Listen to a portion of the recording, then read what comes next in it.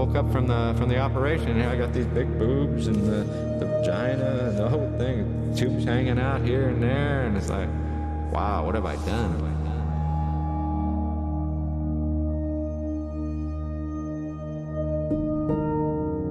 In the beginning, God made human beings in His image, male and female He created them. He commanded them to multiply through sexual union in a lifelong covenantal relationship with a member of the opposite sex.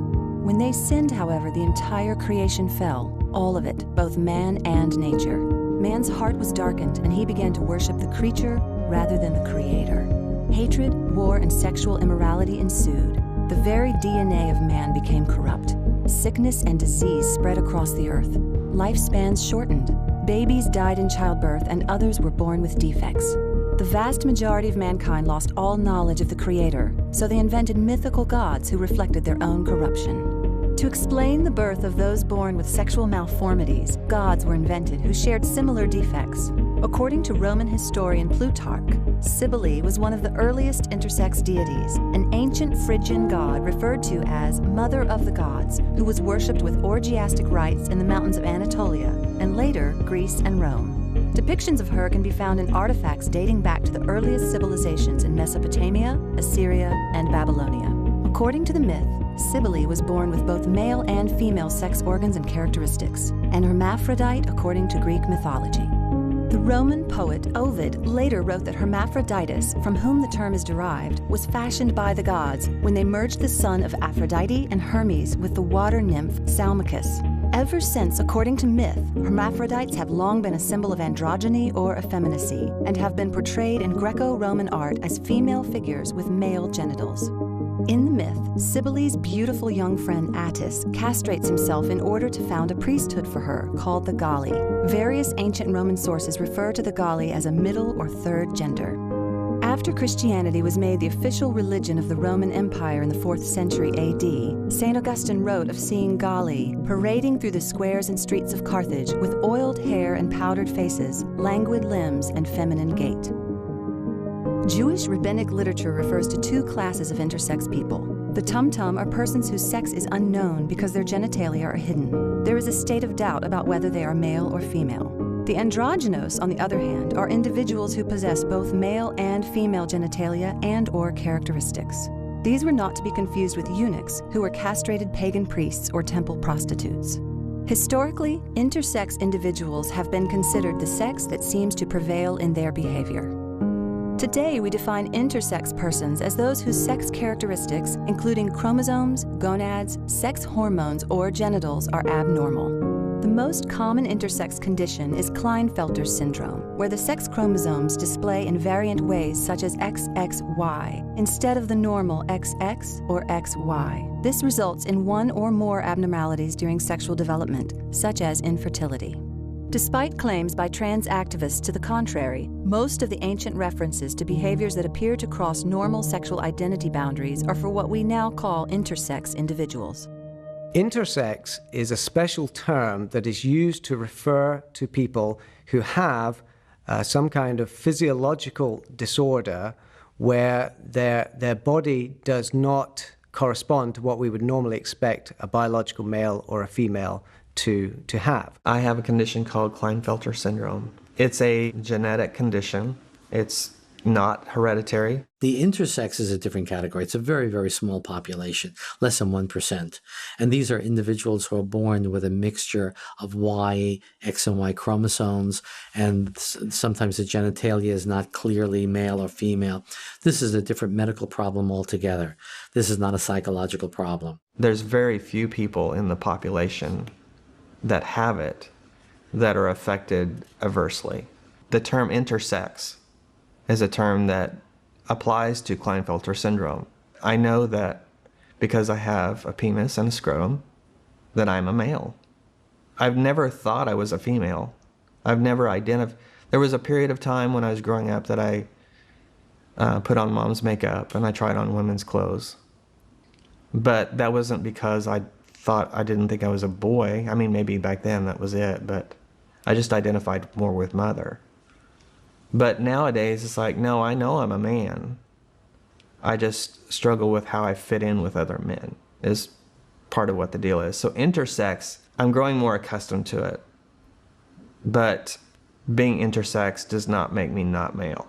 Now, the important thing to recognize about intersex individuals is that they are a different category than what we would call transgender individuals. Transgender individuals are those who have a normal male or female body. Biologically speaking, they have a normal male or female body, but they are experiencing a psychological incongruity between the way they feel and their actual body. That is very different than an intersex person who actually has a biological ambiguity in their body. Intersex is a condition altogether different from being transgendered. What separates them is biology. Let's turn our attention to those who can truly be defined as transgendered.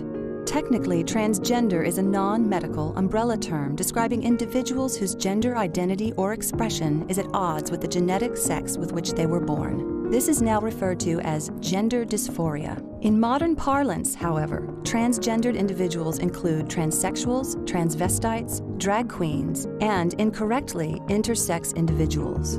The term is independent of sexual orientation. Transsexual is a medical term that refers to individuals who have undergone some form of medical or surgical treatment for sex reassignment. But in modern use, the term also includes those who want treatment but are unable to get it for one reason or another. Transvestism or cross-dressing is a term that defines people who derive erotic pleasure from dressing as the opposite sex. But in modern parlance, it includes those who do so whether it causes erotic pleasure or not. Not included are those who dress as the opposite sex for political reasons, such as Joan of Arc, or for reasons related to their job, such as Queen Hatshepsut, who donned male clothing and a false beard in order to rule Egypt in 1503 BC. Drag queens or kings are people who dress as the opposite sex for the purpose of entertainment. Some are true transvestites, but others, such as Milton Berle, Jack Lemmon, Tony Curtis, Flip Wilson, Tim Curry, and others, do so simply for laughs. Some drag queens are driven by a desire to mock the opposite sex by exaggerating their sexuality, but others do it simply for the acceptance that it brings them. So when you study this population, you see that these are people with very fragile identity, very fragile, again, ego. We use the word ego, the sense of me. The term gender identity refers to a person's experience or expression of their maleness or femaleness. To put it in very simple terms, how do they feel? Do they experience themselves? Do they perceive themselves as male or female? That term has been introduced because of the phenomenon of people finding that there's an incongruity between their inner experience of being male or female and their outward biology, their biological sex. So far, they have not found like a biological or a genetic foundation or any prenatal factors that determine this kind of condition. The technical term for it is gender dysphoria. It's recognized by people really on all sides of the debate over transgenderism. Where the differences lie is in understanding what would cause that kind of condition and also how it should be treated, and indeed if it should be treated. But usually for those who recognize that this does cause distress for the person involved, there's a question of, well, how is this distress to be resolved?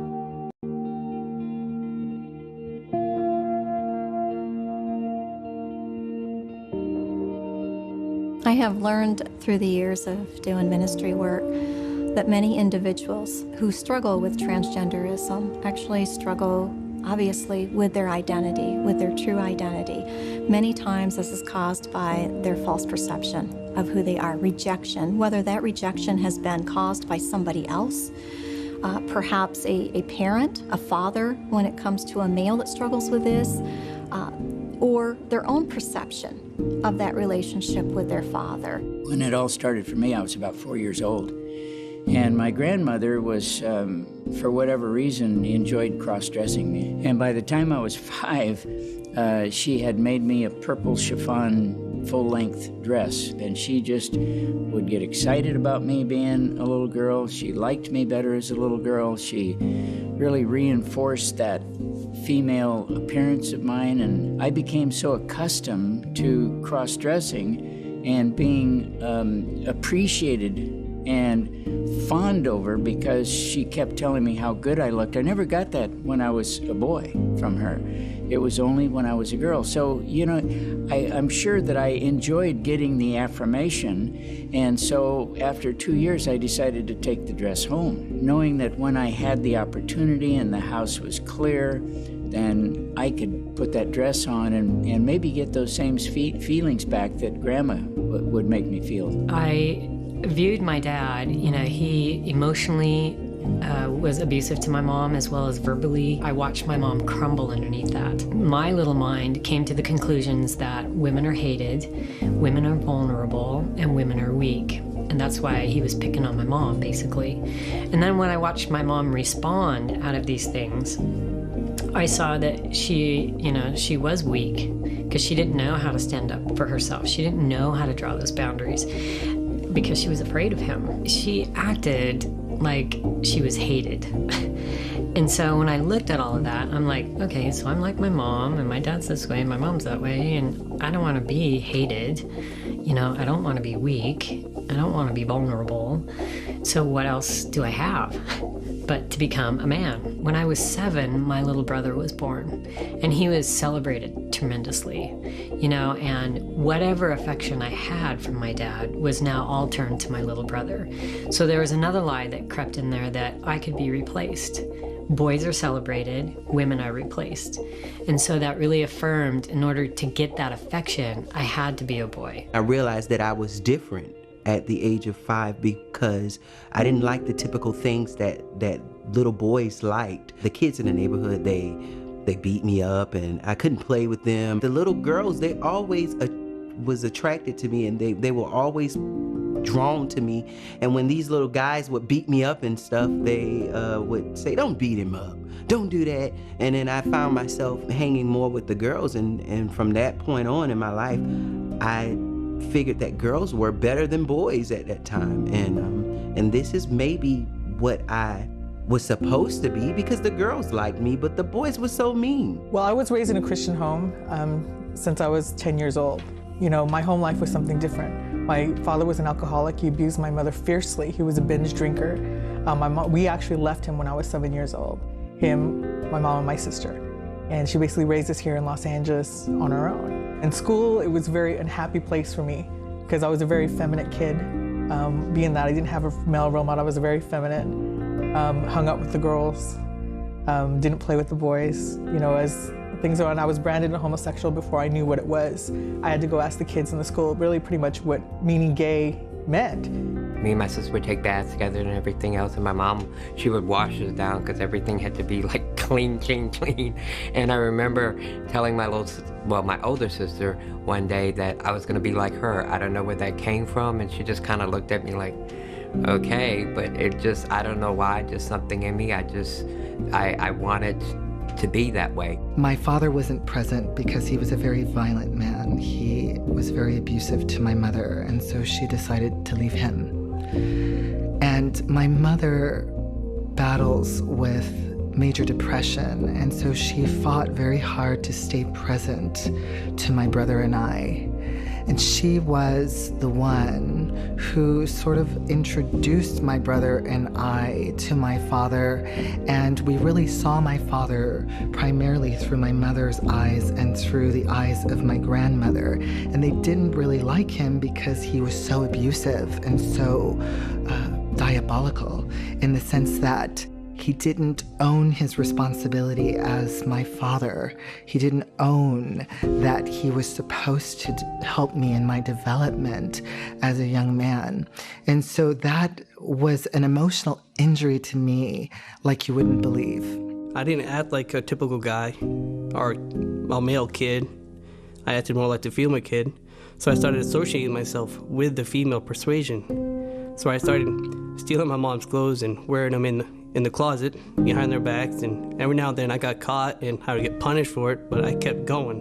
And it just got worse and worse, and it was like one piece of clothing, 2 pieces of clothing. Next thing you know, I was full out drag, cross-dress, trying to look like a woman, not know much about makeup, because I'm just a kid, I don't know that stuff. I remember hearing people say what my mother often said is that when I was born, I was like one ugly baby. So I grew up always feeling that something was wrong with me. My father, I know, always desired having a son. When he did have a son, the son was nothing like he expected. But before having that son, guess who came along? It was me. So I was born the child that they were least wanting as far as having a girl. My father owned his own business, so I really never had that close fellowship with my dad. He was just always busy, so I really never had that one-on-one intimate relationship between a father and a son. And my mom worked all the time as well, but she was more there for us. I remembered my mom telling me at 2 years old that I was supposed to be a girl.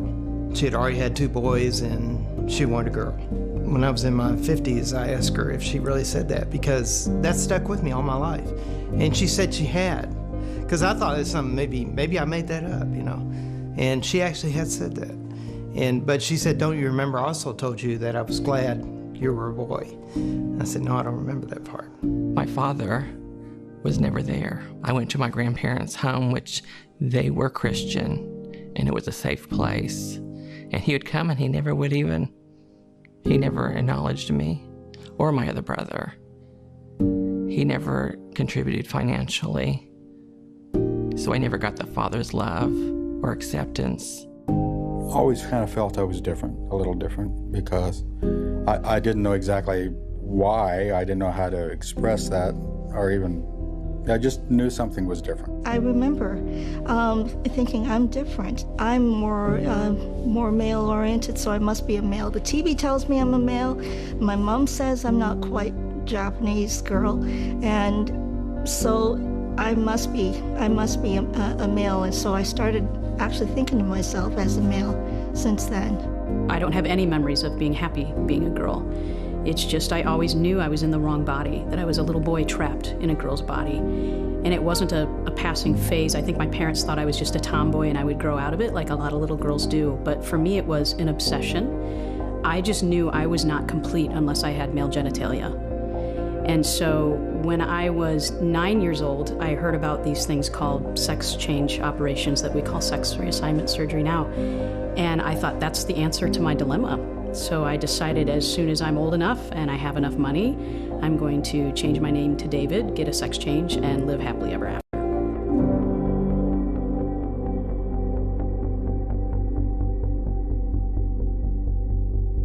I took the dress home so I could at least feel the feelings myself that I would get when I put them on. Even though I didn't have Grandma speaking to me, I could hear her voice, I think, speaking to me. So it was very powerful. We were having dinner one night, and Mom says, so what's with the dress that you have in the drawer? And boy, I started breaking out in a sweat. And I said, well, Grandma made it for me. And so then this big explanation about what had happened. And then my dad, you could almost see him begin to glow like a Roman candle, because he was a part-time police officer, an industrial goods salesman, not exactly a wimpy guy. He was a judo expert and all that stuff. So he was, to say the least, not too excited about what he just heard. From that point on, I wasn't allowed to go to Grandma's. And Grandma felt she was very angry with me because I outed the lie, right? Or not the lie, but I outed what was supposed to be a secret. And then I felt responsible for everything going wrong between my parents, my grandmother, and me. So now you see the dynamic. This is where I felt things were not going right. When I was 11, I have an older half-brother, and he began to molest me. And even though I felt that it was wrong, you know, I had that lie in there, women are weak and women are vulnerable. I grew up in this really unhealthy atmosphere. You know, all those things that, yeah, it would be better to be a boy. People are recognizing that I'm already cute as a boy, so I might as well be that. And being a woman isn't really a great option. My dad's adopted brother, who was only a teenager, one time at a family thing, decided that I was fair game, and he began to take me off behind the garage, and he began to molest me. So now I've got Grandma, the purple dress, and I've got Uncle, who decided he would molest me. I met my father at 10 years old, and my father had been incarcerated. And when he got home, the only thing I wanted was a relationship with my dad, and I knew that things was going to change because my dad was home and he could protect me from all of this and all these people, and that's not what happened. I would go to these places where my dad lived, and it was always with another woman. It was always with some strange woman I've never met before, and he would wait till she go to sleep at night, and he would come in my room, and he would have full-on sex with me, and he would say things to me that made me feel like I was a woman. As we grew up and girls started developing, I started wearing makeup too. I soon found out that I got a lot of attention doing that. You know, being that guys wouldn't hang out with me, I soon found out too if I smoked pot and drank too, that's when they would want to hang out with me. So I got into that when I was 13 years old. By the time I graduated high school, when I was 16 years old, I was actually had long hair. I was basically was in full makeup. I really thought that God had made this horrible mistake that I should have been born a woman. So I was going about my way of correcting that. He decided to talk to me about it. Do you feel strange about what happened last night? And I said, yes, sir, I do. And he said, well, you shouldn't, because that's the way a father loves a son. That is something that you haven't experienced because I've been away from you for so long. And this is the way that it should be. And it's okay. It's going to be weird at first, but I guarantee you, it'll become normal. And it did. It became normal. There was a lot of abuse. Like I said, my mother was mentally ill. I went to Catholic schools, and at that time was being sexually molested by an older cousin. I'd been gang raped in the Boy Scouts.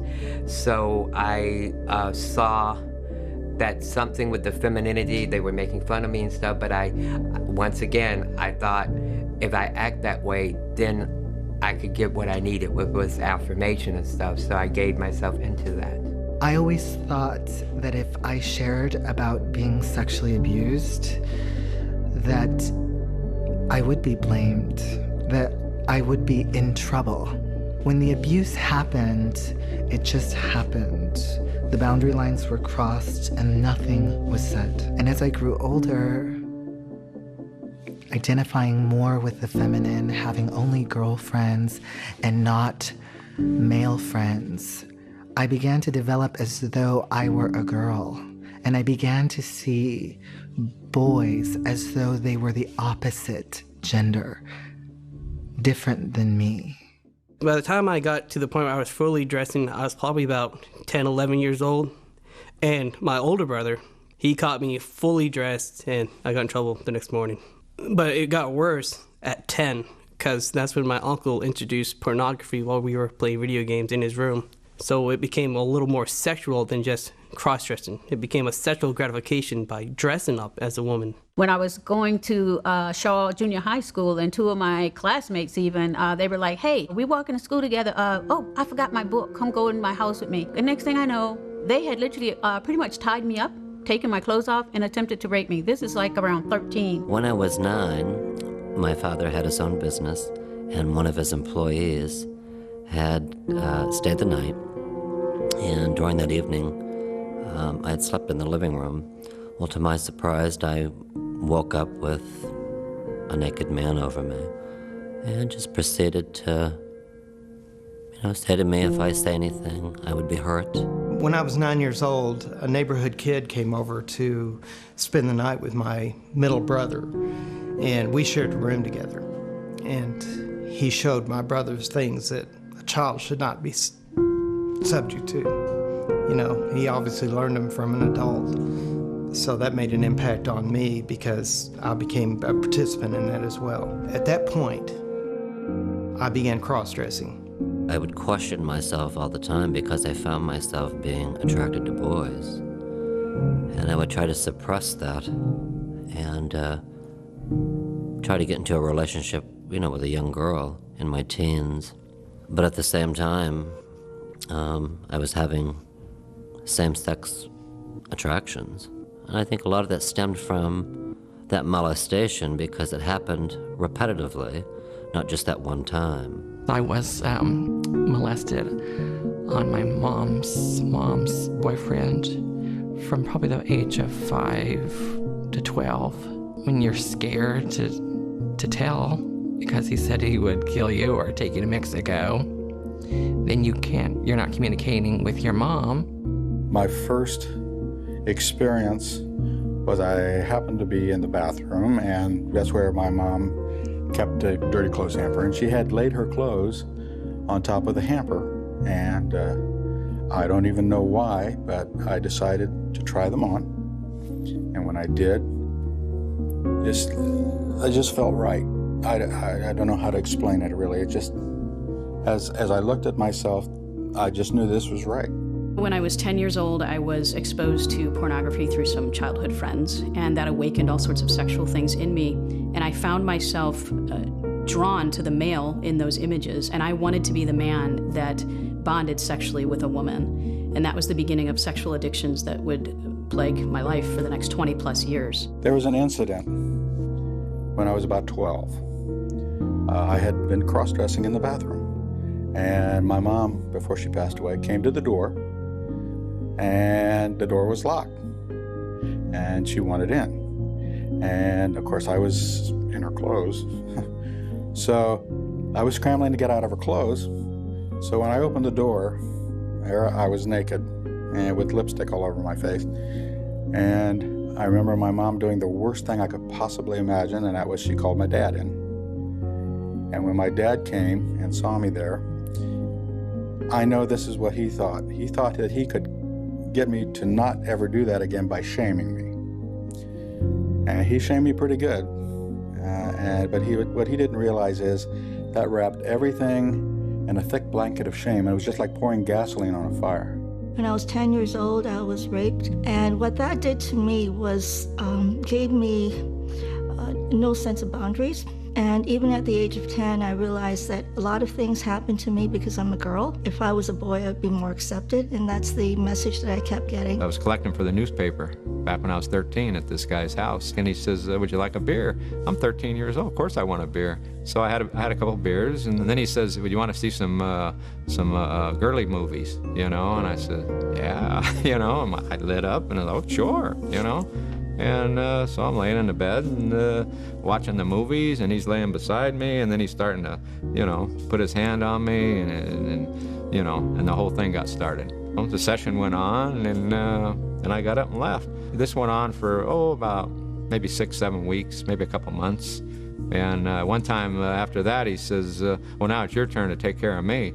And I said, I don't think so. And I took off like a jackrabbit, and I never went back. Some individuals have been molested. Some individuals as well have found that because of an experience that they've had in life, a certain trauma, that they seek out a different identity to actually leave their true identity behind more times than not. And sometimes they've actually seen their parents become hurt by other individuals, and by the pain and how they take that in, that has wanted them to escape through an imagination of a sort. Other times there's obviously other mental underlying issues. You've got obsessive compulsive, personality disorder, separation anxiety.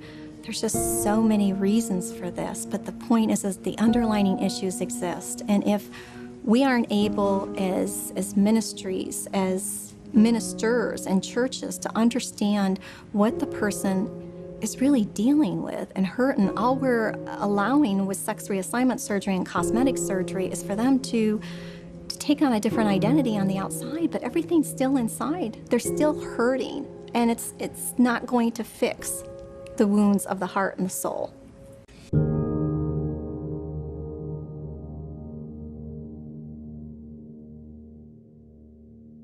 It was in the early 20th century that a handful of doctors began performing crude sex reassignment surgeries, the most famous of which was on Danish painter Einar Wegener, who suffered through multiple surgeries in the 1930s in an attempt to become a woman and conceive a child.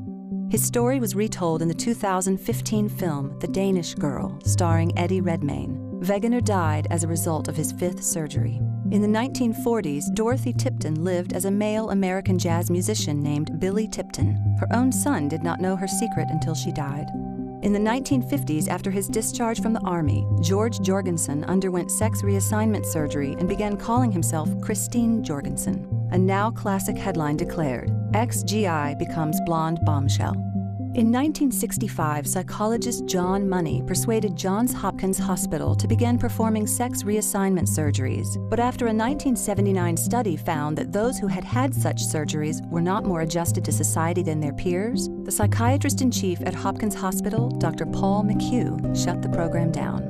Head researcher John Meyer declared, "Surgery is not proper treatment for a psychiatric disorder. These patients have severe psychological problems that don't go away following surgery," a finding reinforced in a major 2011 study out of Sweden. According to Dr. McHugh, sex change is biologically impossible. Transgenderism is a mental disorder that merits treatment. People who undergo sex reassignment surgery do not change from men to women or vice versa. Rather, they become feminized men or masculinized women. Transgender feelings do not correspond with physical reality in a way similar to an anorexic who looks in the mirror and thinks that they are overweight. 70 to 80% of children who express transgender feelings will, over time, spontaneously lose those feelings. People who promote sexual reassignment surgery are collaborating with and promoting a mental disorder. Dr. McHugh also admonished those he called misguided doctors who administer puberty-delaying hormones to very young children, even though the drugs stunt the children's growth and risk causing sterility. Such actions, says McHugh, come close to child abuse. Every so often, the DSM, you know what the DSM is, Diagnostic Statistical Manual, and this determines what is considered by the mental health profession as to what is pathological and not pathological. Every so often, they revise it. And every time they revise it, we psychologists, to renew our license, we have to sit there all day and listen to the revised version of it. But you get there, and the presenter says, this version is a better version than all the other previous DSMs because it's more scientific. We have scientific evidence. That's how he opens it, okay? We're sitting there for like 6 hours listening to all the diagnosis, and they flash us a picture of Chastity Bono smiling, and they said the original committee decided that transgenderism is a pathology. It's a distortion. But the committee got so many angry letters, so many angry protested letters, more than any other diagnosis, that the committee changed its mind and they normalized it. You could see it's not a scientific organization. Psychology, psychiatry is no longer a scientific organization. It's losing its credibility. So the DSMs are becoming opinion pieces. This person had called and he had been visiting a therapist for just a year. Within 3 months of visiting the therapist, she had talked him into having his name changed legally. Within 8 months, he was receiving pressure from the therapist to have the sex reassignment surgery, or she was not going to see him any longer. What he also discovered during this visit is that she herself was a transgender person. So we have transgender therapists that are already going into the appointments with an agenda. And it is almost like, how fast can we get this person to take on this other identity, have their name changed, have sex reassignment surgery, and live in this identity? I actually began to have all these thoughts about who am I? You know, am I really a girl? Am I a boy? During this time, I thought, well, this is something that must be so new to God, he didn't even understand it. With that, felt like I was on my own, that I needed to fix this myself. I was still going to church, and I met a girl one night. We began to date, and within 2 years, we got married. When I was 16, I got a car, and I had met a girl. She became my girlfriend, and I would go out and pick her up, and we'd go out on dates, and I was totally lying to my parents where I was going. Eventually, that caught up with me because her parents started putting things together, and they didn't seem right. And she called my parents, and then my parents confronted me. That was when I told them I wanted to be a man, and my dad pretty much told me, we will not talk about this again. You are not going to do that. And I said to my mom, Mom, you know what? I really do want to be a boy. And my mom said, that's gross. If you looked at one side of my life, it would look absolutely perfect. White picket fence, 2 cars in the garage, everything's good, I'm making good money, the kids are healthy, everything's good. I didn't drink around the house, I wasn't a slosh drunk at home.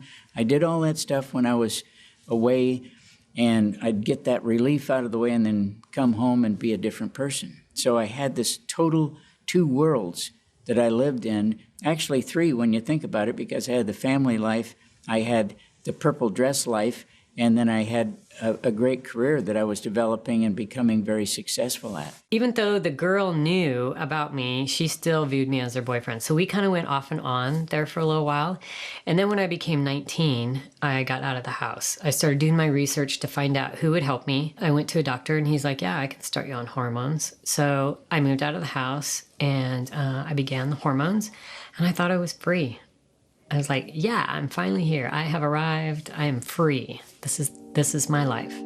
I went to this club. I was about 17 years old. I was talking to people and they told me about the show, and they said that every person that's in this show is a man. And I was intrigued by that. I wanted to see that. And there was this transgender woman on stage with the body of a woman, and she had this red dress on with all these rhinestones and sparkles, and she was poured basically into the dress.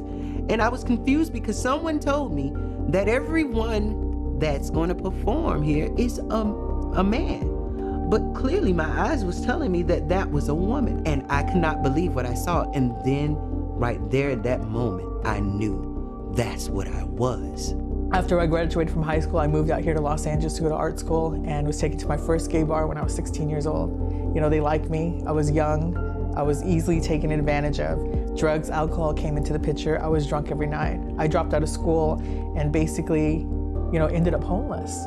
The thing about males that attracted me is because I always felt like the other, and I thought that then if you're the other, then you should actually be attracted to men, and thinking in my mind that one day I will be this, and then I could get not only the protection, but the completeness of what a man does for a woman. I went directly to the dressing room to see this lady up close and in person and ask her, was she a lady?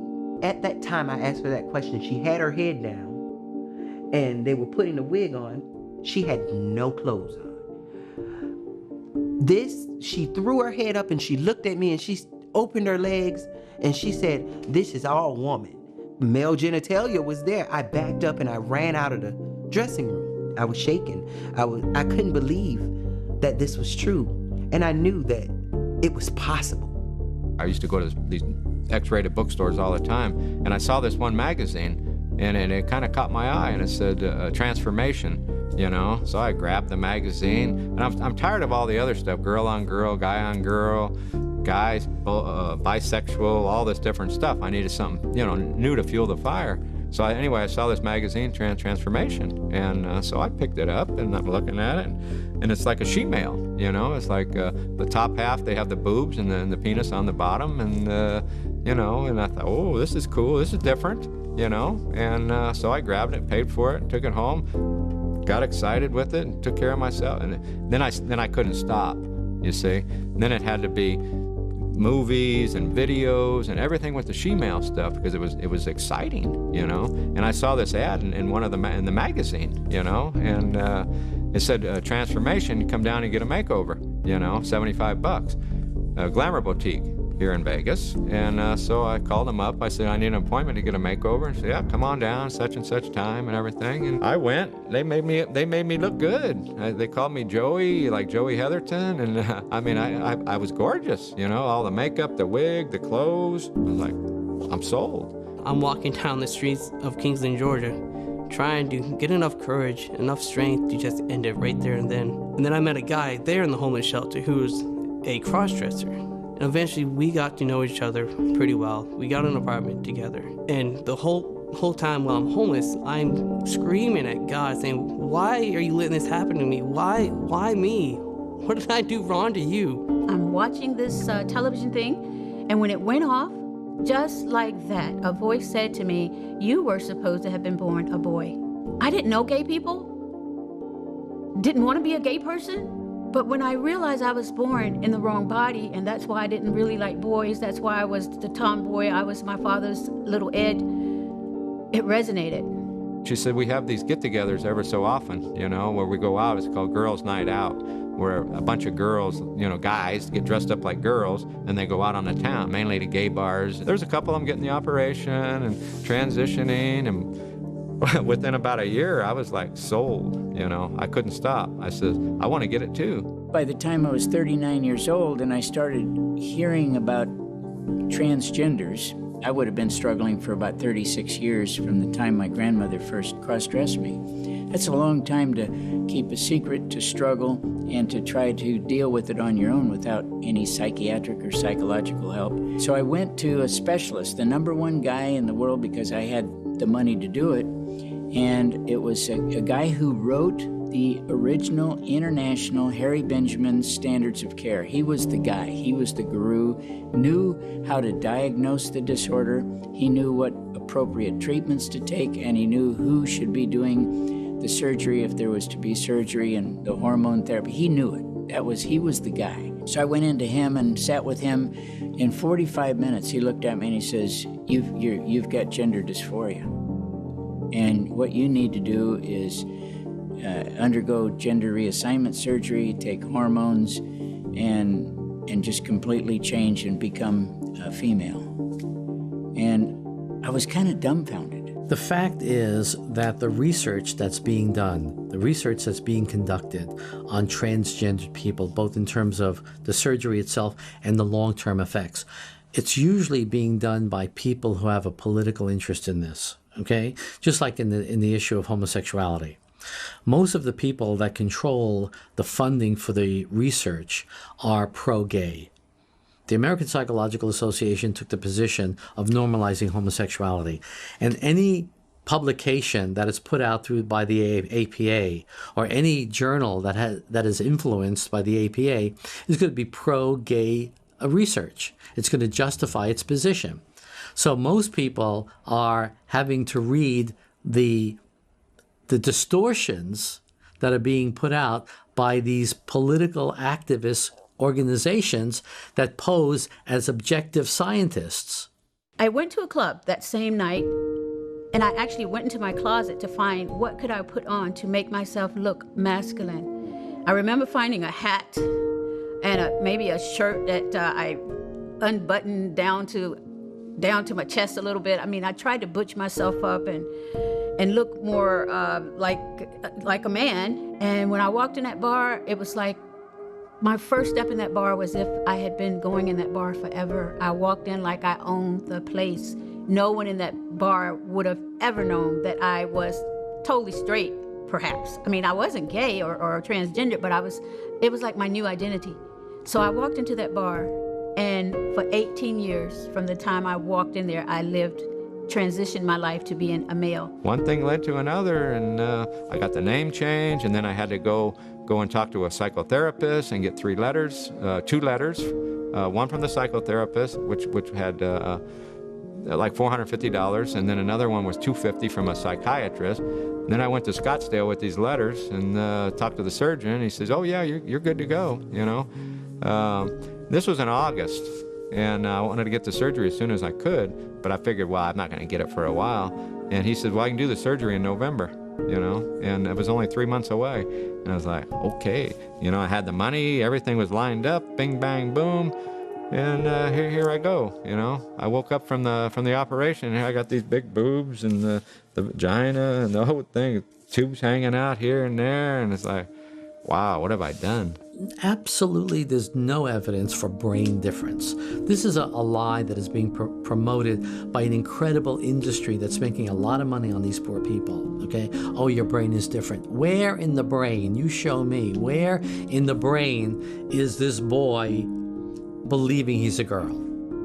The second week I went back and I told him about my childhood. I gave him some of the information about what had happened in my childhood more in depth, about the abuse by the uncle, and he says, "Oh, and by the way," he says, "I have your letter of approval here. You can take to the doctor and have your surgery, 2 sessions." And I said, "Well, that seems a bit quick to make that kind of assessment." So while he was prepared for me, he said, "No, you're a perfect candidate for this. I've been doing this for years. I know what I'm talking about." And I said, "Okay, that's fine. Keep the letter. Let me think on it." And I waited 2 years. And during that 2 years, the pressure cooker, maybe from hearing it, maybe from grandma, maybe from the radio playing in my head, maybe from the sexual abuse, I can't begin to tell you what it all was, but there was a big mix master going on with thrown in with a little alcohol that by the time I was 42 years old, I had sat down with my wife and said, here's what's been happening. We need to divorce and I need to change genders. I had met some transsexual friends. I actually thought they were women at first, but I was told they were really men. And I don't know why, I just took a liking to them, started hanging around them. And I was 18 years old. They hung out in a nightclub that I would frequent. I actually became best friends with one of them. Talked to me about hormones and stuff like that, because I said, I would dress up like a woman and go out for Halloween just to have fun. Well, I found myself liking it and wanting to be like them. I remember going to the bar when I was 15 years old, and I remember watching these drag queens perform. And I remember thinking to myself, they are being celebrated. They are being loved and liked. And so I remember thinking to myself, one day I'm gonna be accepted, I'm gonna be loved for being a female impersonator. And so I remember pursuing it when I was 17 years old. And by the time I was 18, I began competing in professional pageantry. And by the age of 19, I was competing at the Miss Gay Texas pageant. And I remember thinking to myself, wow, I have invested so much time and energy, and I'm actually amounting to something. I was in a pattern of confession, remorse, doing little things like trying on some pantyhose and stuff like that. When I got back into church, I started writing Christian songs, started singing them in church, and this young lady took a liking to me. I asked her to marry me, and we got married.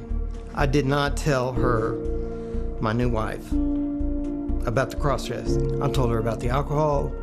I told her about, the troubled childhood, but I didn't tell her about that. At 15, I thought I came to my mom and told her that I was gay.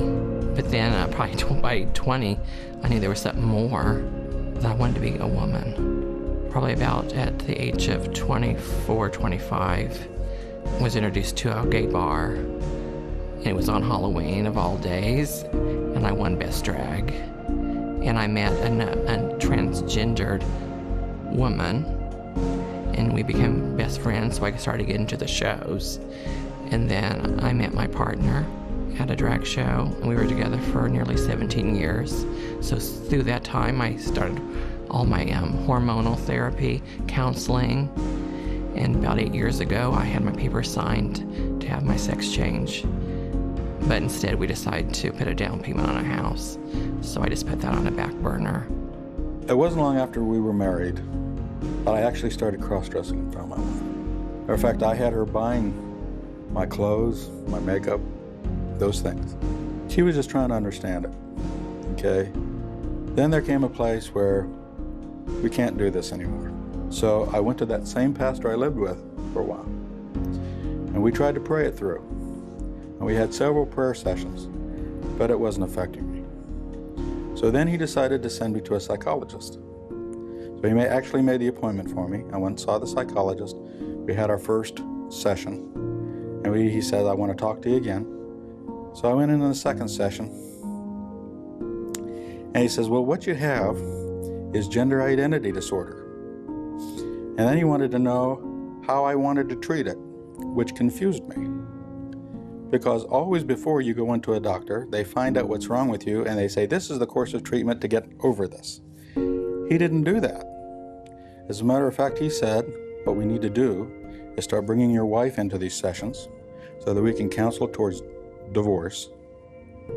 And then what we're going to do is I've got another doctor we'll send you to, and we'll start you on hormone therapy and all these things. We'll have our sessions and work through this. You'll start dressing in female attire all the time. And in 12 or 18 months, we'll get you some letters for sexual reassignment surgery, because then you can be the woman you already are. I eventually met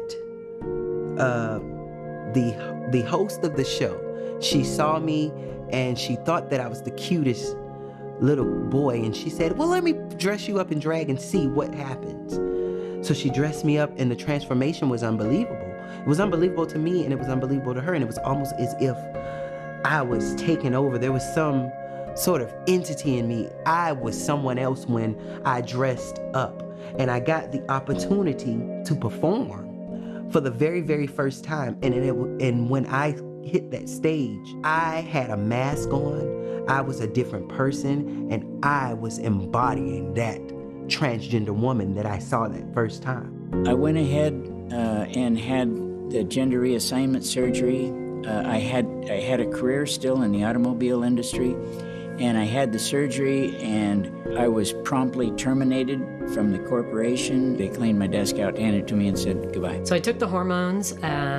Of course, right away, I started filling out muscularly. I started getting acne and started to grow a beard. And then I continued to work out on top of that. So I got pretty buffed and then taking the hormones. And then I was taking an extra little bit more to make sure that I could keep up this physique when I worked out.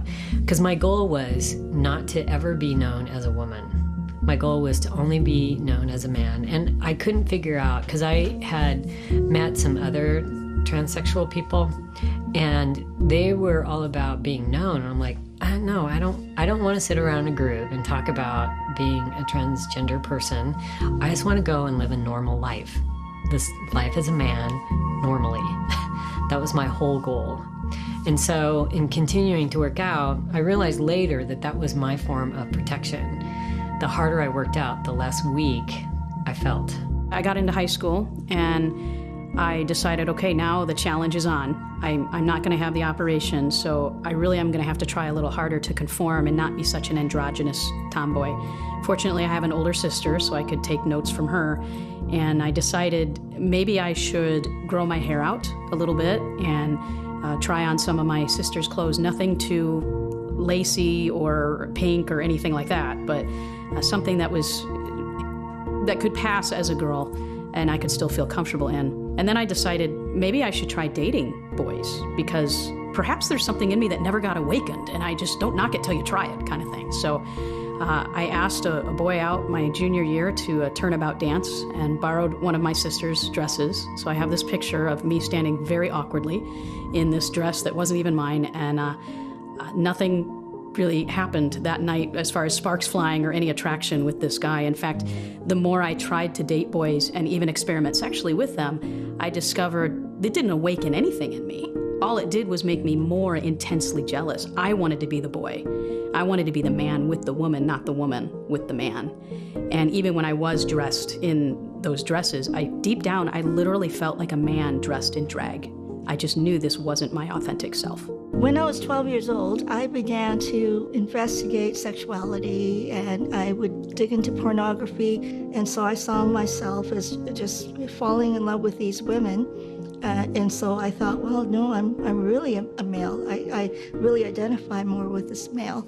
I think that's a way of me being able to repair myself and to find out what true love is. And I thought that that was true love. And I was trying to piece this broken girl. All science aside, the media continues to line its pockets by printing stories of celebrities who have declared themselves to be transgendered, including Chastity Bono, who now calls herself Chaz; female model Tracy Beatty, who gained celebrity by giving birth to a child while calling herself Thomas; Olympic athlete Bruce Jenner, who now calls himself Caitlyn; Army soldier Bradley Manning, who now calls himself Chelsea. Even the Boy Scouts have yielded to media pressure and begun accepting girls into its ranks who claim to be boys.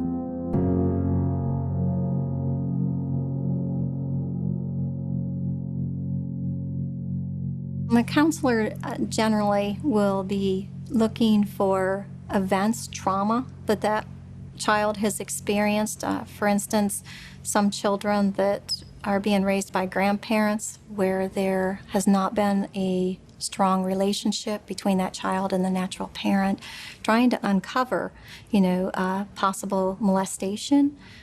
Where did the precedent happen? Were they being bullied by boys? and more accepted by the girls, trying to help them adjust and to realize why they struggle like they do, why they feel inadequate in their God-given gender. And one of the things that the counselors will do is, as well, if it's a dad that perhaps has a son that struggles with this, and maybe the son's more artistic, to suggest to the dad, you know, so what? He likes art class. Go take art class with him. He likes piano. Go learn the piano with him. Start to mend on that relationship so that that bonding can become stronger between the father-son. If it is a girl that struggles with this, usually when girls struggle with it, it's where they've perceived the mother as a weak model. I don't want to be weak like mom, or I've seen mom become abused and I don't want to be like that. I want to gain control sort of mind thinking. And so the girl needs to readdress the relationship, feeling safe with women and seeing that women can be strong and it's okay and we can be weak, but to accept herself as a woman and to mend on where that brokenness is, on that false perception of what being a woman is that makes her run from her femininity. Since the biblical view is that there are only two sexes, male and female, and biological sex is the primary indicator of ontological sex, any treatment for gender dysphoria should proceed on the assumption that a person's biological sex, rather than their gender identity, defines whether they are truly male or female. What that means in practice is that any treatments for gender dysphoria should be aiming to bring a person's psychology in line with their physiology rather than the reverse. So I had 6 sessions, 5 or 6 sessions with her, and at the end of those sessions that I had every week, she opened up her book, and I'm sitting there as Laura, and she said, well, you have a dissociative disorder. And I said, really? I said, what does that exactly mean? She said, well, and based on what you've told me, the cross-dressing and then the sexual abuse caused you to dissociate. She said it's not full-blown multiple personalities, but it's a dissociation. You did not want to be who you were because that person who was the little boy was getting sexually abused, was getting cross-dressed, and was getting physically abused. Those things alone, she said, built within you basically another personality. But you're unlike multiple personalities where you don't know the person. You're fully aware of this one. You just weren't happy with being a boy because he got abused too much and had too many bad things happen. So you became someone who didn't have bad things happening. And she said, furthermore, she said, because you've gone through gender reassignment surgery, she said, I think it's going to be almost impossible for you to recover. And I just wept. Because, you know, when I went to see the Dr. Walker, he didn't look at me and look for a disorder. I told him about my childhood, but it didn't trigger anything in his mind that maybe there was some disorder. He just looked at it as being transgender or gender dysphoria. It was a Sunday afternoon. My spiritual dad came up to me and he said, hey, do you got a moment? Can I talk to you about something? I thought, you know what? I know this feeling of, can I talk to you about something? And I thought, I think I'm going to be confronted. We went back into this prayer room and the pastor looked at me and he said, we're hearing some rumors about you. And I just want to know, who are you? Who are you really? Same question, 11 years earlier. And I'm like, oh, wow. But this time, for whatever reason, I told the truth. And I said, prior to that, I'd said, I'm a man who used to be a woman. This time I said, I'm a woman living as a man. That's the truth. And when I did that, the Holy Spirit went and just blew into me. And I was like, ooh. And, I didn't know much about the prophetic or anything, but I had this quick vision and I saw 2 weeks of my life and everything I needed to do. And I needed to step down from this ministry. And first and foremost, though, I had to go back to being who God created me to be. And I was like, ugh. To me, there was no other option. I had no other choice. I was working on my 4th step, and anybody that knows anything about AA, the 4th step is the one where you sort of put everything that you felt like was garbage into this can, and you start peeling them out. And I went to a clinical psychologist who was a Christian and began to go through these things one Saturday afternoon. And we went through them one by one, carefully, and praying for them and working over them. And it was all the pain and all the hurt, the sexual abuse, every event that had caused me pain that I wanted the Lord to help me with, that I didn't know what to do with. And when we were done, we went out of his office. It was all on yellow-lined piece of paper. I forget how many pages, but there were numerous pages. And we were checking them off as we go. We went outside, and he took a match outside, and we stood in the parking lot that Saturday afternoon. He put a match to the corner of that paper, and it just started to burn. And then we just sit there, and a little breeze took that paper and burned it. It was gone. And I thought, wow, this is really great, symbolism, but is it gonna work, What's it gonna do? I mean, I needed someone to sign off on my 4th step so I could move to the next one. And that was probably more of an interest to me than anything. And so he put his hand on my shoulder. He said, let's go back in and pray about what we've done here. And I said, that sounds good. So we went in and we sat down across from each other and we began to pray. And it seemed like it was the longest prayer I was ever in. And it may not have been, but during that prayer, all of a sudden, I didn't open my eyes, but I could see the Lord Jesus Christ in white. And his feet were up in the air, and he was down in this position with his arms reaching out to me. And I looked in that vision that I had, I looked over, and here was a little baby. And the little baby was me as a boy. And he reached down and picked up the boy and cradled him in his arms.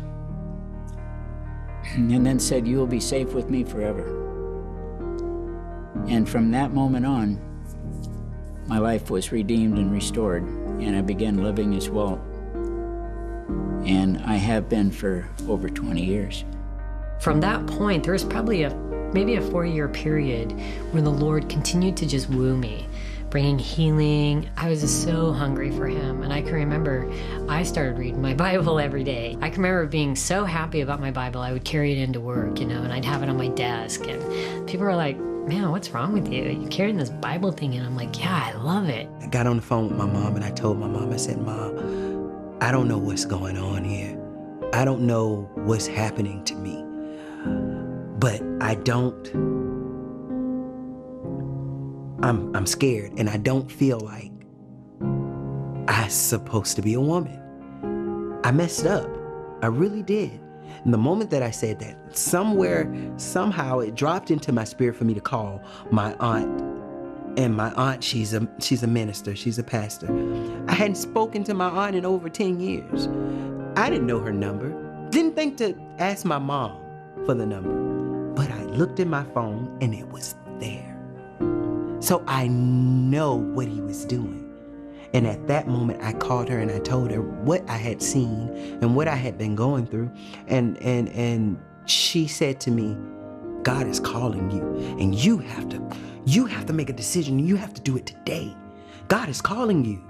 There is something going on, and he has spared you all this time. He's protected you all this time. Now it's time for you to dim that spotlight, and it's time for you to walk towards the Father and ask him for yourself. I can't do it for you. And I'm sitting in the car, and I'm like, should I do this? Like, if I do this, when am I going to go? I mean, what am I going to do? I have this whole lifestyle. I have breast. I have all these things. I have clients. I have clientele. I have men waiting on me. I need to pay my bills. What am I going to do if I do this? And those thoughts got louder and louder and louder and louder, and I could hear that voice getting smaller and smaller. God's voice just telling me to come to him. Just come to him. Trust him. Just trust me, I'll handle it. I kept hearing that. And at that moment, as I was trying to confess with my mouth, confess my sins and give my life to God, because I had already decided that I was going to do it. Immediately as I was confessing, my phone was ringing. people was calling me that hadn't called me in years. The lights went out. Everything that could distract me from doing this. The powers of evil was working in that moment to stop me from giving my life to Christ. And I wasn't falling for it. 8 hours went by. It was not something that happened in 15 minutes. 8 hours went by. I threw up. I literally regurgitated. And when I regurgitated after I said it, I looked at myself in the mirror. I was shocked. I was shocked. I was seeing myself through different eyes. And at that moment, I was afraid, and God said to me, he said, don't you be afraid of what you see, because I'm going to handle all of this, and I'm going to make it as if it never happened. Some of the major wounds that I dealt with was, of course, my dad. That was a big deal. And at one point, the Lord came to me and he said, when you pray, I want you to call me Daddy. I had started in this program at the Portland Fellowship, and I was working through my stuff. When I came out of the lifestyle, I got involved with them. One of the teachings on is, what do you call the Lord? And what name can't you call him? And I thought, well, I can call him Father, I can call him Dad, I can call him, I'm like, I don't have an issue with that. And then when the Lord came to me and said, when you pray, I want you to call me Daddy, because that's what I called my dad, was Daddy. And I thought, okay, that's the trigger there, that one. And when he said, I want you to call me Daddy, I said, not doing that, not ever. And so he backed off. And the next day I went to pray and said, oh, Lord. And he's like, I want you to call me Daddy. And I'm like, then we're done. I'm not doing that. Third day, Lord, call me Daddy. We're not doing that. This went on for 2 weeks. I'm like, I'm standing my ground because he's not going to make me call him Daddy. And I realized later that in calling him Daddy was like swearing at him, because that had such a bad taste in my mouth. It meant so many ugly things to me. Why would I want to call the Lord Daddy? Why would he want that? So there was a graveyard that I would go and pray at, mostly because it was quiet, nobody bugged me, and I could pace around and pray out loud. And I started to pray, and the Lord said, I want you to call me Daddy. And I thought, okay, it's been 2 weeks. He's still asking. Obviously, I haven't changed his mind. So what would be wrong with that? What if that's okay? What if? So I sat there, and honestly, I had to work up courage, because I'm like, okay, wait, if I do this, what is he gonna do to me? How is he gonna respond to me? Because this other person who I called Daddy wasn't good. The Lord's supposed to be good, but now I'm calling him a name. So I had this turmoil in there and dealing with fear. It's like, if I say this, I don't know, but what if it's okay? What if it's okay? So I sat there with all the courage I had, and I just said, Daddy. And I broke. And I cried so hard, my sides hurt the next day. I mean, it was this deep within me, gut-wrenching pain, whatever that was, it came out. And I can remember in the midst of that, pounding my fists into that grass as hard as I could, yelling, I hate you, I hate you, I hate you, with everything that I had. In between sobs, screaming this. And then I realized, oh my gosh, I just called the Lord Daddy, and now I'm yelling, I hate you. I'm like, Lord, I don't hate you. I don't hate you. I don't hate you. And the Lord said, I know, but you had to for a moment. It's like, oh, because I understood that he stood in that place. And the only way I know to describe it is that he took that pain and all I know is something happened that day. You know, there was something within me that was released. There was something within me that was gone, but yet it was still raw in there.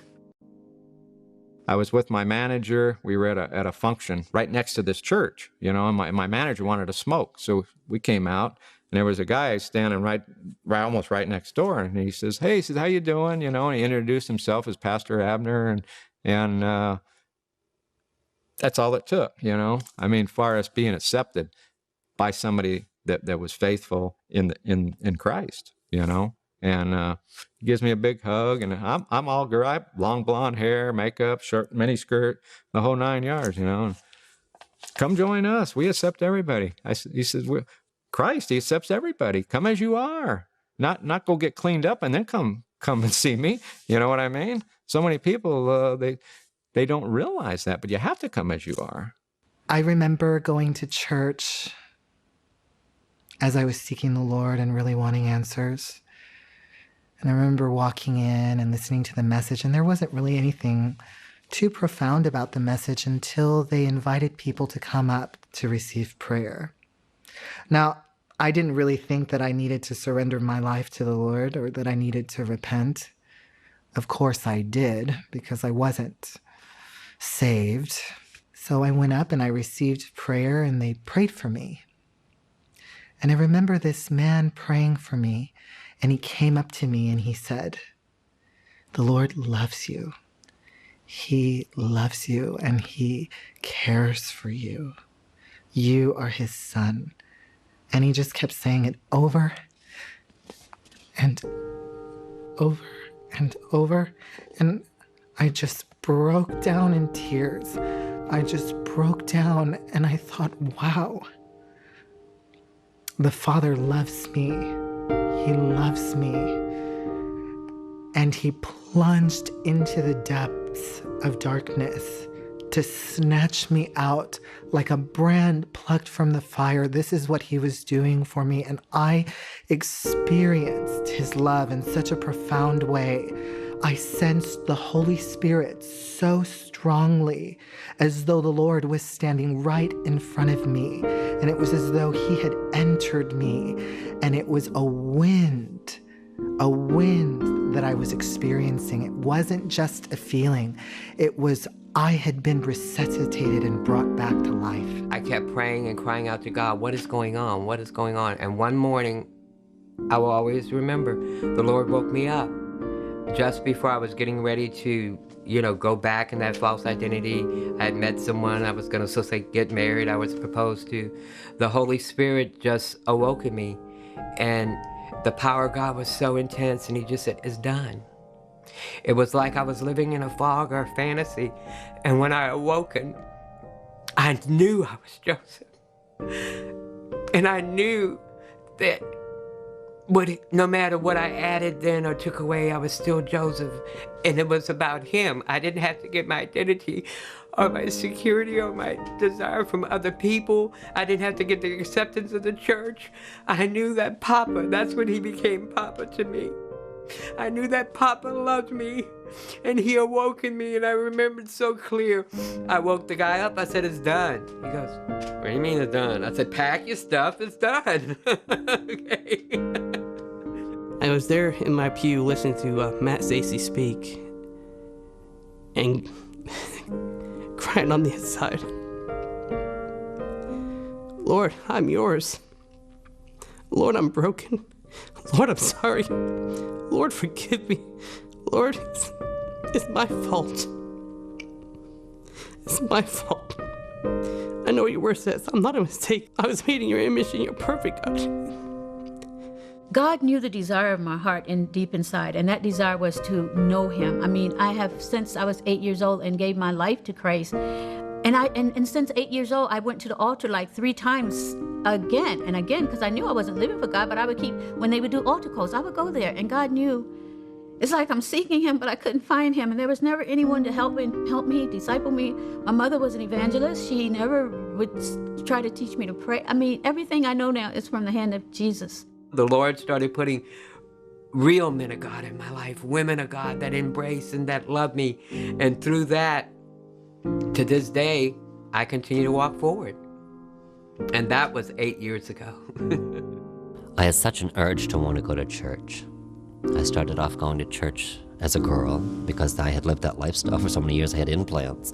God was just doing things supernaturally. He was putting Christians in my life. I can remember one day I woke up and he wanted me to give my clothes away. I said, okay. I was calling up my sister, and I mean, that's one sister that got some expensive clothes. She was very happy. And then all of a sudden I'd go to church and people would say to me, God spoke to me and told me to take you shopping and buy you clothes. He's so faithful like that. That's so sweet. But the good news is, it's been 11 years now that I've been a reborn-again Christian. The Lord has gotten rid of the implants. I've gotten rid of the silicone in my lips. It was less than a year after I got saved that he took the female hormones from me. Never had to go to a doctor. Never had to go to a psychiatric ward. Instantly delivered like that. I started reading my Bible again.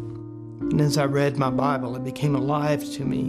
In 2 Samuel chapter 14, verse 14, it says, all of us must die eventually. Our lives are like water poured out on the ground, which cannot be gathered up again. But God doesn't just sweep life away. Instead, he devises ways to bring us back to him when we've gone astray. That's love. That is love. It was incredibly hard, I'm going to be honest. It was very hard to go through the transition because I was going through a metamorphosis now to become a man, because the Lord just supernaturally made me hate the implants. I mean, they were a center showpiece for years. And he just supernaturally made me hate them. I loathed them.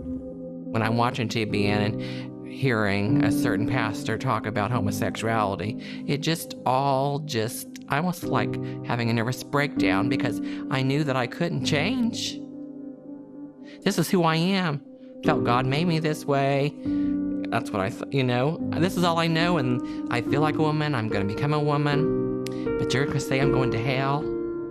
So I had to get in a Bible. We had Bible in our house. Get on the internet. I was trying to find a loophole saying, no, it's okay. And so my partner knew this Christian couple. And so the next morning, which is Saturday, the day before Easter, I went to their home and they prayed with us and said, yeah, if you continue to living this way, you are in destruction. You're going to go to hell. And God doesn't want that. So the next day I went back to Lafayette where my brother goes to church and his family.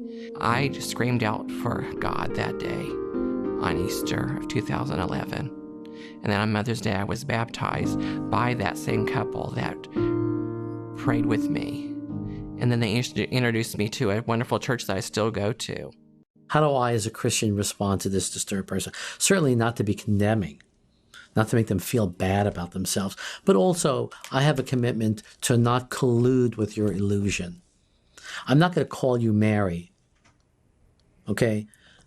Your name is Tony. It was Tony a month ago, and you're still Tony, okay? Now, I may spare you the stress of me insisting that I call you Tony. I'll just say, hi, how are you? Okay, but I have to make a decision. And each individual Christian has to make a decision. If I am grounded in the natural law, which is compatible with Christianity and Judaism for that matter, then how do I want to respond to this person with compassion, but not to collude with their illusion? And that's a decision, that's a boundary that has to be found with each individual.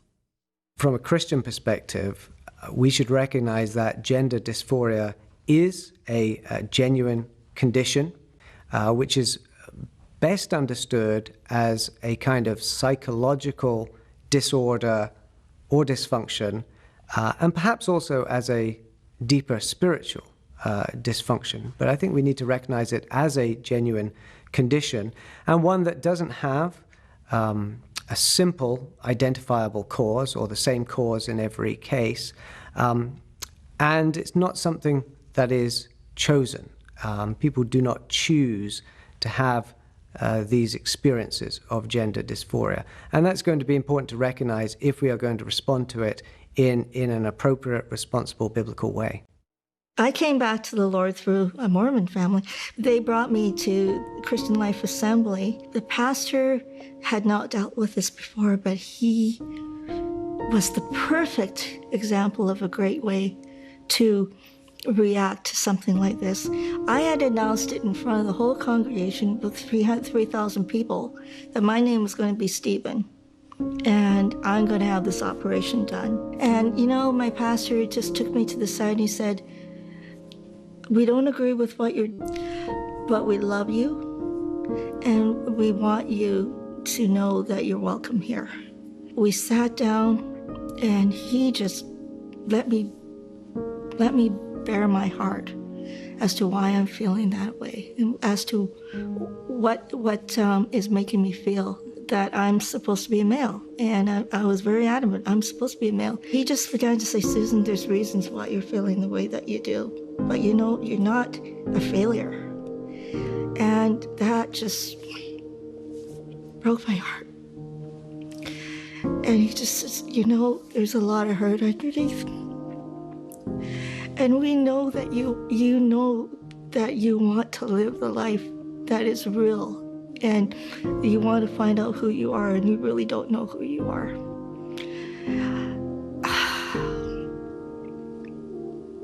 And that's the first time I ever think I really liked myself. There's something in there that has rooted a lie in you that is saying that this is not right. That you were born in the wrong body, you're wired totally wrong, there's something wrong with your hormones, there's something wrong with you. And I would say that's a lie, because there's nothing wrong with you. Something came in there, either an event, maybe it was a flippant remark, but it stuck with you for whatever reason. You came into agreement with that lie. And you said, "Yes, I believe that that's true." And from there, that little tiny seed began to take root and began to grow this tree and these branches. And then it began to produce fruit. And from that, this little tiny seed, you know, it's usually roots of rejection, abandonment, abuse, whether that's emotional, physical, sexual. There's something in there, something traumatic that happened. I've heard people say, "But my parents loved me. We were raised in a great Christian home." Okay, but from 0 to 5, there's that, you know, the formative years, and there was something in there that happened that was either traumatic, maybe there is something that you don't remember, but there's something in there that told you that lie, that came into an agreement with something within you, whether it be rejection. Most of the time, it's the root of rejection. I dealt with deep self-hatred. For some reason, I hated myself. Was that just because I was a woman? I think it was also because I didn't think I was good. I wasn't good enough. I wasn't pretty enough. I was, you know, I didn't have any value. So there's something in there where that lie attaches to, and you believe it, and you come into agreement with it, and then from there you begin to bear this fruit. You know, you begin to manifest, I'm going to live as a guy. I'm supposed to be this way. A lot of the women that I've talked with and transgender people that I've talked with that have come out of that, or, you know, are still even in it, there's 99% of them, there's some kind of abuse there. I would say 80% of the time it's sexual abuse. But there's always some kind of emotional abuse there, some kind of trauma that's happened. I heard somebody talk about how to get free from habitual repetitive sin. If you're in an addictive cycle, the only way to get free is to take what's in the dark and to expose it in God's light. And I don't remember anything else they said at that conference except James 5:16, confess your sins one to another and pray for each other so that you may be healed. And it's like the Holy Spirit pierced my spirit with that scripture, and I just knew I will never be free from these desires unless I get what's in the dark in the light, and that I need to tell my campus pastor what's going on. And we had an hour-long breakfast of painstaking small talk where I could not bring myself to say it. And at the end, he said, Was there something in particular you wanted to meet about? I said, yes, but I'm having a very difficult time telling you. And finally, I garnered up the strength, and inwardly I braced because I was fearful of his reaction. But I told him all my deepest, darkest secrets. And he looked at me straight in the eyes and he said, Linda, I want to thank you for trusting me with that information. I know that took a lot of courage for you to share that with me. And I want you to know that doesn't change our opinion of you. We love you, and we're going to get you the help that you need. And I walked away from that conversation. I was stunned. I said, Holy Spirit, what was that? That was not the reaction I was expecting. You know what the Lord said? I just sensed his still small voice speak to my heart and say, Linda, that's how I feel about you. I love you, and I want to get you the help that you need. And so that was the first step in what was to be an 11-year journey of transformation. I didn't know it would be 11 years, or I would have never signed up. But I'm also grateful for my campus pastor who demonstrated compassion without compromise. He was extremely understanding, but he didn't compromise on the truth of God's word. I'm so grateful he did not say, well, that's okay. You just embrace, if you really feel like you're a man on the inside, there's sex reassignment surgery today, and we'll help you get the hormones and get the surgery started, and we'll be a support network for you. You know, it would have been most unloving for him to reinforce my brokenness and rob me of the redemptive power of the cross. That truth started to really settle in. That's what really started really breaking the chains. Because I was at the core of what was really causing my problem. I was saying to God, I know the way you made me, but I'm not going to accept that. I'm going to remake myself in the image I have in my mind. I was saying I was God. I was being equal with God here. And then there came a point where God asked me a question. He said, Kerry, what do you really want? And I had to actually think about that. I thought about it for 2 or 3 days. And finally I went to God and I said, well, what I want is I want to know what it's like to overcome this cycle of sin in my life. I want to know what it is to be an overcomer. I want to know all about your love. But most of all, I want to know you. I really, really, really want to know you. So then he reminded me of, if any man would be my disciple, he must lay down his selfish ambition. He must pick up his cross, and he must follow me. Because anybody that seeks to keep their life for themselves will lose their life. But any man who would willingly lay down his life for my sake will find true life. And that is the key scripture that started really, really, really breaking me finally free. Jesus gave me something I wanted more, the cross-dressing. I wanted him. Above anything and everything else, I wanted him. What God wants from us is our love for him, to have a relationship with him. He wanted that so much that he sent his son to die for us on the cross, to take our sins on the cross. And he wants us to have a relationship with other people, healthy relationships. Becoming a transgender person, taking that step was probably one of the most selfish things I ever did in my life. And what we're called upon is to be selfless, to give of ourselves to others, just as our Lord did, our Lord Jesus Christ did. You can catch happiness. It's like a flittering butterfly, and you can catch it, but it's going to die and go away. But true joy is found through knowing and having a relationship with God through his Son, Jesus Christ. That is true joy. And that is available just by having a change of heart, repenting, asking God for forgiveness, and accepting his Son into your life.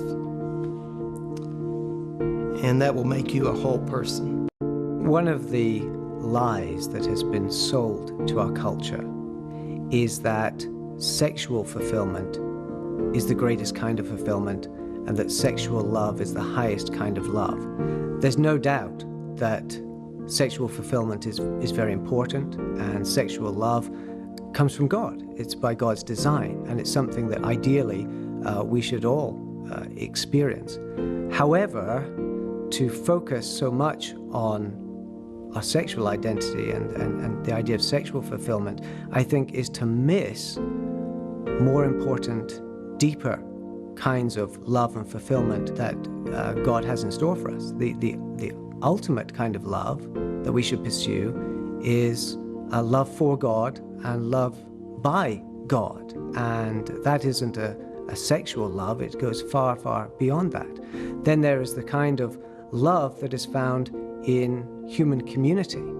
And for those who are sexually broken and who struggle with what they perceive as a lack of sexual fulfillment, God may or may not resolve that in this life. But what he does promise, I believe, is that if such a person joins together with fellow believers, they will experience a deeper and ultimately more satisfying kind of love, the love that is shared between people who have a common salvation, people who love one another because they recognize that they have first been loved by God and by Christ. Now that isn't a substitute for sexual love, but it is a greater kind of love that I think will put that desire for sexual love in its proper perspective. Likewise, there are different kinds of intimacy. We speak about sexual intimacy, and it's right that we do. It's a very important thing. It's something that God has designed for a man and a woman who are joined together in marriage. But again, there are other kinds of intimacy. There's the intimacy between a parent and a child. There's the intimacy that there is between biological siblings. There's the intimacy that there is between close friends. There's the intimacy that one finds among fellow believers in the context of the local church. But the greatest kind of intimacy, the intimacy that if you know it, if you know that kind of intimacy, it puts all other relationships into the shadows, is the intimacy that you can have with God by knowing not just that there is a God, but that you are brought into an eternal relationship with God, and that you can experience the reality of God day by day through faith in Jesus Christ. And you're thinking of being born in the wrong body. If you're really struggling, it's pressing into the Lord and asking him for the truth. What is the truth? How do you see me? Lord, who can I talk to? Who is it that I can talk to? And he will be faithful to that. He will bring people that can, people who have gone before me. I've read testimonies and I went, wow, if you can do that for them, you can do this for me. And the other part is being willing to look at that. Because honestly, it's a whole lot of pain.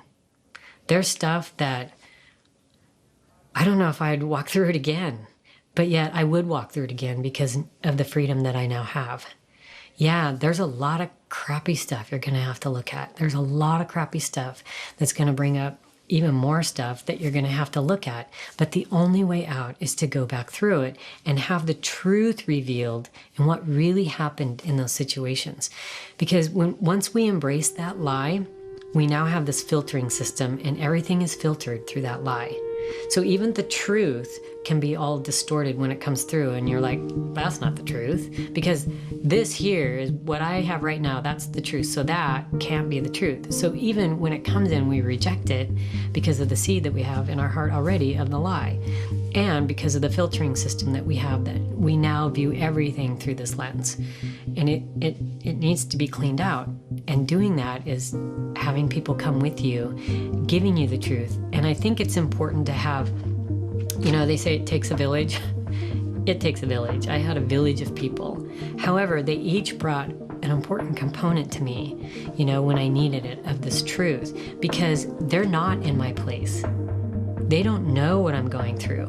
Therefore, they can speak the truth because I can't see that. There's places that we can't see that the people on the outside can.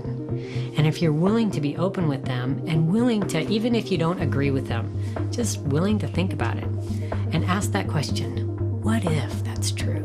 And there are going to be well-meaning people out there that really want to help you in your healing process. They really think they're doing you a really great thing. However, it's up to you to ask the Lord, who are these safe people? Who are the people that are safe? Because there will be those that, you know, for me, they brought me makeup and lotions and things that would help me be feminine. It's not about being feminine, it's about being holy.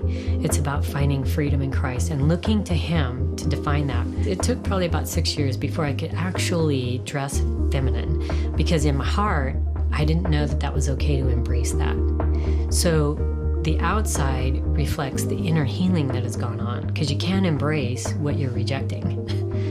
You know, so people tried to put me in dresses and I'm like, no, that's not happening, because I'm not there yet. And it's okay to take it at your pace. You know, the Lord's gonna walk you through this. If you're obedient to those convictions that He brings, though you look at it and you go, this is a big mountain. Lord, I don't think I can climb it. He's not asking you to climb it in a day. He's just asking you to take one step. And as you take that one step, He's faithful to take that step with you. And it's knowing that He's not calling you out to a place. He's not going to call you out to take you back to Egypt. He's just not like that. I haven't found Him to be like that ever. I've only walked forward with Him. Is there still things that He's revealing about my femininity? Yeah, He is. I'm not done by any means, but I am free. There's things that no longer hold me bound that I didn't think I would ever be free from, but I am. People who suffer from gender dysphoria, and it is a real condition, and we have to recognize that people really do suffer from this experience of this incongruity between the way that they feel about gender and their actual biological sex. People who are in that condition will say, well, why did God make me this way? Or if this is wrong, then how is God going to address this? How can it be fixed? What hope do I have in this world? And we need to recognize several things. We need to recognize first that we are all broken individuals at some level. We all experience brokenness at multiple levels, and that will include the sexual level as well. And that brokenness is not part of the original creation order. It's a consequence of the fall. It's a consequence of human sin. And so it's not accurate to say, well, God made me this way, therefore it needs to be affirmed, or therefore it's right for me to live this out in practice. We need to recognize that we are a combination of what is good, what God originally created, but also what has become corrupted by sin. But there is hope, and that hope for the transgender person is the same as it is for any other human being. That hope is that sin and its consequences have been decisively overcome by Jesus Christ. We may not experience the fullness of that salvation in this life. We continue to live as broken people, and there can be a measure of healing, there can be a measure of resolution, there can be a measure of comfort in this life, and many people can testify to that, whatever form of sexual brokenness they have suffered from in the past. There can be a measure of healing. They have experienced the power of Christ in this life. But our hope does not lie in being fixed in this life. None of us will be perfectly mended from sin and its consequences in this life. And so we look ultimately to the future, to the restoration of all things, to the resurrection of the body, to our glorification as creatures, fallen creatures, who are restored in the image of God, specifically in the image of Christ, by our union with Him through faith. The Scriptures tell us, "For the eyes of the Lord range throughout the earth to strengthen those whose hearts are fully committed to Him. For I know the plans I have for you, declares the Lord, plans to prosper you and not to harm you, plans to give you hope and a future. Then you will call upon me and come and pray to me, and I will listen to you. You will seek me and find me when you seek me with all your heart. I will be found by you, declares the Lord. If anyone would come after me, he must deny himself and take up his cross daily and follow me. For whoever wants to save his life will lose it, but whoever loses his life for my sake will save it. What good is it for a man to gain the whole world and yet lose his very soul? Everyone has at least one major cross in this fallen world, whether it be the child born without limbs, the one who develops intense homosexual desires, or the person who struggles with gender dysphoria. But the answer is the same. Say with the psalmist, I lift up my eyes to the hills. Where does my help come from? My help comes from the Lord, the maker of heaven and earth. He will watch over your coming and going, both now and forevermore.